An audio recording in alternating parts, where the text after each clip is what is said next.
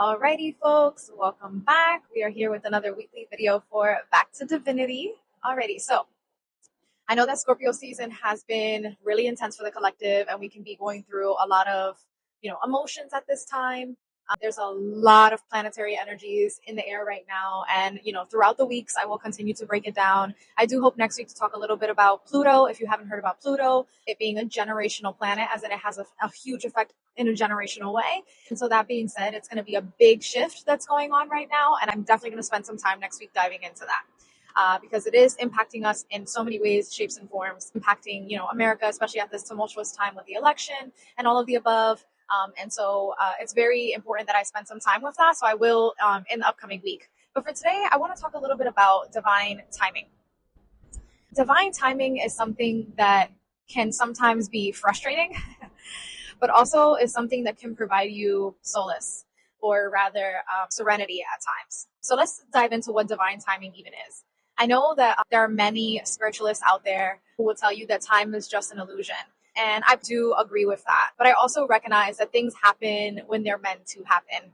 And so in that case, we were using the reference of time as we understand it to be. And so that being said, divine timing is something that tells me that I cannot control when things happen, but rather that the divine already has an orchestrated plan for when things are meant to happen. And we sort of are players in that plan. And it'll play out the way that it is meant to. I'll give an example. I'm somebody who is super timely and really cares about being somewhere on time.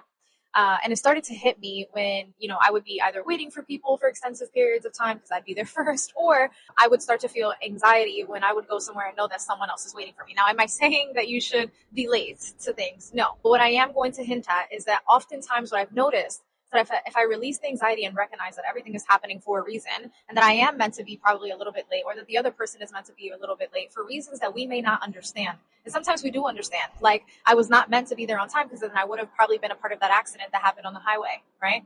And so that's an example of divine timing. Things are happening and being orchestrated behind the scenes for you, and you're sort of following it through. And sometimes you feel like there are situations that are out of your control, but just know that all of that is happening for your utmost good. And so you need to allow for it to play out the way that it is playing out. So I would encourage you the next time that you oversleep and to just lean into it, actually. Don't have such anxiety and feel like, oh my God, but I have to go with this and I have to get there. Just understand that there was probably a reason why that needed to happen. And you might not always know the reason why, but the divine does, right? And so that is divine timing playing itself out. The other thing is that you have to be at an energetic match for the things that you are calling in or the things that you are experiencing, right? And so, for example, if you right now find yourself really wanting to move somewhere, right? But you are feeling like there are many blockages in your way and it's frustrating you, right? The reality of the situation is that it's all happening and playing out in divine timing, and you must allow it to play out in divine timing. Now, am I saying that you should just sit back, relax, and not do anything? Definitely not. You should continue to follow that intuition and that spark when it's driving you to do said thing, right? But if you're finding yourself reaching certain stopping points because of blockages that are external to you, do not get frustrated, do not fret, do not panic, because it just means that it's not quite yet the right time for that to fully fall through. Now, does that mean that you give up? No, but it means that you surrender to the things that you cannot control. So a big part of divine timing is faith, trust, and surrender, right? Having faith that even if it is blocked off right then and there, it doesn't mean that it's never going to happen. Having trust in the divine plan. And then surrendering to it, right? Surrendering to the fact that there are things that you cannot control, no matter how badly you want to move, right? Another thing that sort of helps me out here with divine timing is astrology. I think astrology has helped me understand a little bit more why things are playing out the way that they're meant to play out. And I feel like you'll understand this over the time of Back to Divinity as I unpack a little bit more about the transits. I guess I'll just use myself as an example, right? And this is me sharing about my own private life. But when Pluto started going retrograde this year, it went retrograde in my third house of childhood. And so that being said, it was very interesting that the month in which it went retrograde was the month in which I actually moved back into my childhood home. And ever since then, I kind of have been in and out of homes that I have experienced and been in my childhood, right? And so this is an example of like, I did not make that decision knowing that that was happening in the sky, but learning and studying what was happening in the sky and how it impacted my own personal chart, it was confirmation for the choices in which I was already planning on doing and making, right? And so that gets me a little bit into what I think about divine timing, right? I think about oftentimes fate versus free will. And if you remember the first video, or it was probably the second video that I released for Back to Divinity, I did mention that there are some things that we are not always going to know and understand. Fate and free will is one of those for me.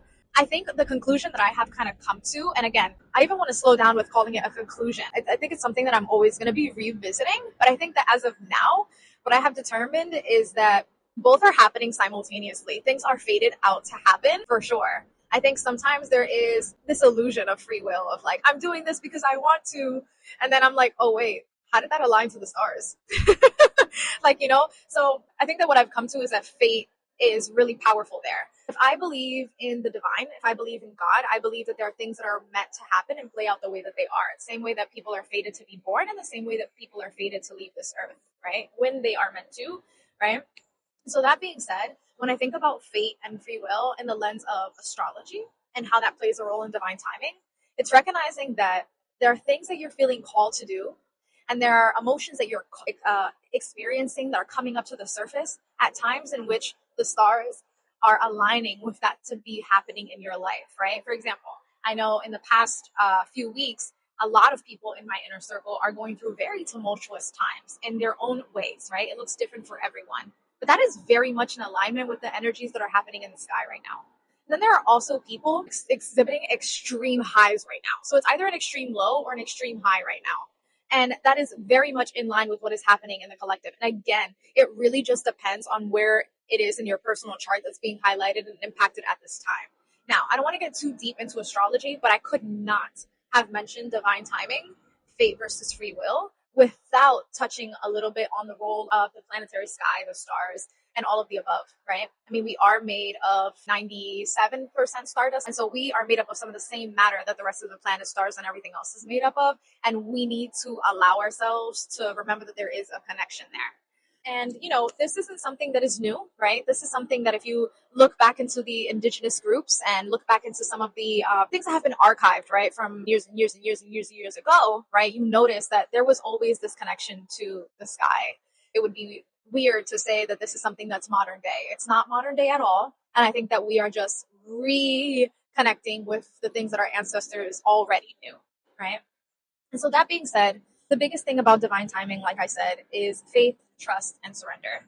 You just need to have faith in the fact that things are working out for you in your highest good, right? And that any blockages do not mean that you're doing something wrong or that you need to, shame yourself or push yourself even harder. It's just recognizing that things are happening for a reason and you may be being protected, right? Rejection is God's protection in a new direction, right? And that I remind myself a lot of. Things are playing out in the timing in which it is meant to play out, which is really just being an energetic match to something, right? And if you are not energetically in the space to call in this new life that you're calling in, you need to allow yourself to experience the things that are going to help you build yourself up to then be an energetic match to those things, to those places, to those people that you are calling into your life. So do not fret, do not beat yourself up right now if you are feeling like you are not where you want to be in life. Everything is playing out in divine timing. And a lot of the planetary influences are building you and building your character at this very moment so that you can then be an energetic match to the things that you are calling in already. So that is pretty much all that I have to say on divine timing. Fate versus free will is still something that I'm up in the air about, but for the most part, fate is a huge key player and free will is something that is happening. You are being tested to make certain decisions and things of that sort. Now, the decision that you end up making might have just been fated all along. Alrighty, folks. That is all for this week's video. And I look forward to seeing you all next week. Have a good one.